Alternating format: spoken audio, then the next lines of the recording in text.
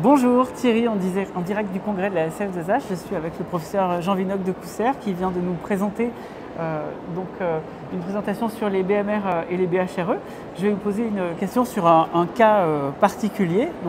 Faut-il considérer les entérobactéries productrices de céphalosporinase hyperproduite dans les services de néonatologie comme des BMR et mettre en place les actions qui vont avec? Merci Thierry pour cette question qui est une vraie question importante, puisqu'on a bien discuté à la session précédente que les bactéries multirésistantes étaient définies principalement sur des supports génétiques de la résistance.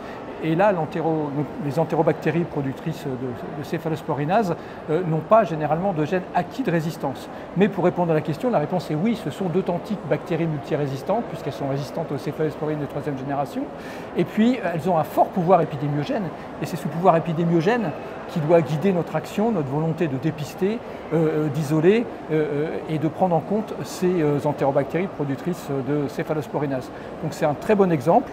Il faut se positionner d'un point de vue de l'hygiéniste, pas du microbiologiste, et on le fait déjà par exemple avec Enterococcus faecalis résistant à la vancomycine, que l'on considère comme une bactérie qui n'est pas épidémiogène, ce n'est pas une BHRE, et donc à l'inverse, les entérobactéries du groupe 3 hypersécrétistes de céphalosporinase en réanimation néonatale, ce sont des BMR, il faut les isoler et il faut les dépister.